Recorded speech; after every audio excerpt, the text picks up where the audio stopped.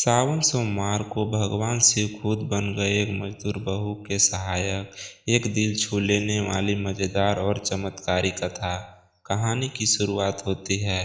बात है बिहार के एक छोटे से गांव सोनपुर की। वहीं एक झोपड़ी में रहती थी एक गरीब बहू धनवती। उसका पति राजू ईंट भट्ठे में मजदूरी करता था। घर में सास ससुर नहीं थे, सिर्फ वही दोनों और एक नन्हा सा बच्चा। धनवती रोज सुबह उठकर पहले भोलेनाथ के आगे दिया जलाती, फिर पति के लिए खाना बनाकर खुद भी ईंट उठाने निकल जाती। वो बहुत भोली थी। सावन का महीना आया तो उसने व्रत रखने की ठानी। धनवती ने कहा, भोलेनाथ मुझे कुछ नहीं चाहिए, बस इतना करना कि मेरे पति का शरीर ठीक रहे और मेरे बच्चे को कभी भूखा न सोना पड़े। उसने रोज जल चढ़ाया, बेलपत्र चढ़ाया और उस टूटी झोंपड़ी में बैठकर ओम नमः शिवाय जापती रही। सावन का तीसरा सोमवार आया। उसी दिन राजू के पैरों पर ईंट गिर गई। चोट इतनी गहरी थी कि काम पर जाना बंद हो गया। घर में जो थोड़ा बहुत आटा था वो भी खत्म हो गया। धनवती अब खुद ही मजदूरी करने लगी, पर हर सोमवार को वो उपवास रखती और भगवान शिव की पूजा करती। गांव वालों ने ताना मारा, क्या भोलेनाथ तेरे लिए रोटी भेजेंगे क्या? पति को काम से निकाल दिया गया, फिर भी पूजा करती रही। धनवती सिर्फ मुस्कुराकर कहती, जो मेरा है वो लौटकर आएगा भोलेनाथ की कृपा से। एक दिन वो काम पर जा रही थी, तभी रास्ते में एक बूढ़ा साधु मिल गए। साधु बोले, बेटी थोड़ा जल मिलेगा क्या? धनवती ने अपना लोटा आगे कर दिया। पीजिए बाबा, पर ये गंदा है, मैं गंगा से लेकर आता हूँ। बाबा मुस्कुराए, इतना प्रेम भी अमृत बना देता है। साधु ने एक बात और कही, तेरे आंगन में एक शिवलिंग है, उसकी मिट्टी रोज माथे पर लगाना और उस पर रोज जल चढ़ाना, तू देखेगी चमत्कार। धनवती ने वैसा ही किया।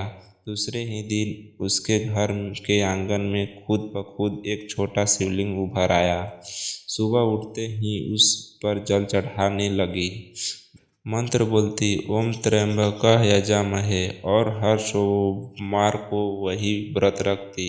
एक सप्ताह में चमत्कार होने लगे। राजू की टांग की सूजन अचानक ठीक हो गई। उसके घर के सामने एक आदमी आया, बोला, मुझे एक ईमानदार महिला चाहिए जो स्कूल में साफ सफाई का काम करे, तनख्वाह मिलेगा। धनवती ने काम पकड़ लिया। सावन का आखिरी सोमवार था। धनवती ने व्रत रखा पर घर में कुछ भी नहीं था।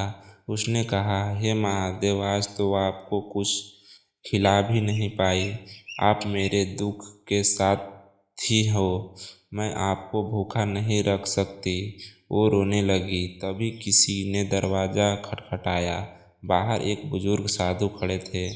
बेटी भूख लगी है, रोटी मिलेगी का? धनवती हड़बड़ाकर बोली, बाबा रोटी नहीं है, पर थोड़ा चूड़ा है, आप खा लीजिए। उसने अपने हिस्से का चूड़ा उन्हें दे दिया। बाबा ने खाया और मुस्कुराकर बोले, आज शिव तुमको तृप्त कर दिया बेटी, अब तेरे आंगन में कभी भूख नहीं आएगी। कहते कहते साधु धुएं में बदल गए और सामने वही शिवलिंग तेज रोशनी में चमकने लगा। स्कूल की नौकरी से धनवती की आमदनी स्थिर हो गई। राजू को फिर से ईंट भट्ठे में काम मिला और इस बार ठेकेदार ने उसे सुपरवाइजर बना दिया। घर में अब रोज रोटियां बनती और हर सोमवार को भोलेनाथ के नाम पर भंडारा होता। सच्ची भक्ति कभी भूखी नहीं रहती। भोलेनाथ को मंदिर के ये दीपक नहीं, दिल की सच्चाई पसंद है। सावन सोमवार को किया गया एक निवाला भी शिव को भोग लगा सकता है। मजदूर हो या राजा, शिव सबके सहायक हैं, बस श्रद्धा चाहिए। सावन सोमवार को भगवान शिव खुद बन गए एक मजदूर बहू के सहायक। आगे की कहानी। धनवती की जिंदगी अब धीरे धीरे सुधर रही थी। वो साधु का चिवड़ा भोग और शिवलिंग पर जल चढ़ाने की साधना को और भी श्रद्धा से करती थी। हर सोमवार को गांव की 2-3 महिलाएं भी उसके साथ व्रत करने लगी। एक दिन गांव की सरपंचनी आई और बोली, धनवती, हमने सुना तेरे आंगन में शिवलिंग प्रकट हुआ है, क्या हम भी दर्शन कर सकते हैं? धनवती ने मुस्कुराकर उन्हें अंदर बुलाया। जैसे ही उन्हें शिवलिंग के सामने सिर झुकाया, एक तेज प्रकाश निकला और उसकी आंखों से आंसू झरने लगे। बेटी, ये साधारण शिवलिंग नहीं है, ये स्वयंभू है। इसे गांव का शिवधाम बनाया गया जाएगा।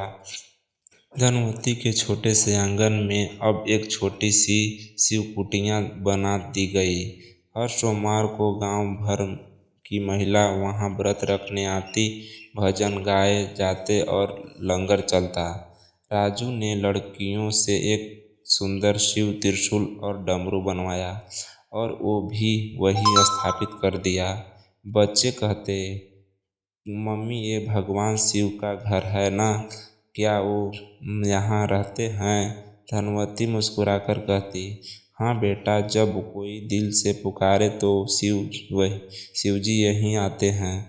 धनवती की पड़ोसन चंपा काकी, जो पहले उसे ताने मारती थी, अब ईर्ष्या से जलने लगी। वो बोली, अब तो ये शिव भक्त बन गई है, एक मजदूरन क्या मंदिर बनाएगी। चंपा ने एक दिन रात में जाकर शिवलिंग पर रखे दीपक को फूंक मारकर बुझा दिया, लेकिन तभी एक जोरदार बिजली कड़कने लगी और चंपा बेहोश होकर गिर पड़ी। सुबह उससे होश आया तो वो कांपते हुए शिवलिंग के सामने आई और बोली, धनवती, मुझे माफ़ कर दे, मैंने तुझे बहुत सताया, अब उसे मैं भी हर सोमवार को उपवास करूँगी। धनवती ने उसे गले से लगा लिया। सावन की आखिरी सोमवार अमावस्या थी। धनवती ने उस दिन खास तौर पर 11 बेलपत्र चढ़ाए और पूरे दिन उपवास रखा।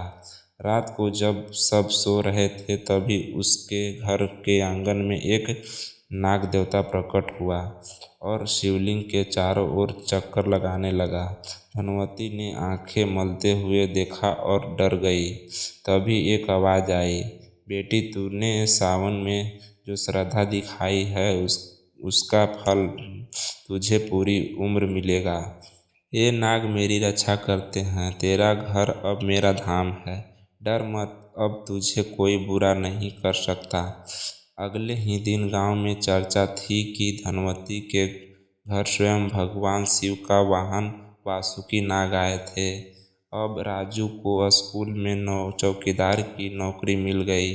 सरकारी बेटे को गांव के सबसे अच्छे स्कूल में छात्रवृत्ति मिल गई। धनवती को सावन की सेवा बहू कहकर गांव की महिलाएं सम्मानित करने लगी।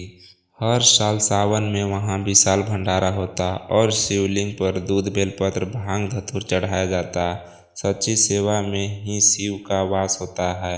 गरीब की रसोई में भी भोलेनाथ को अमृत मिलता है। जिसने सावन की श्रद्धा रखी, उसे जीवन भर सुख की वर्षा मिलती है। औरतें ही घर का लक्ष्मी होती है। अगर वो भी शिव को दिल से पुकारे तो चमत्कार निश्चित है। हर हर महादेव।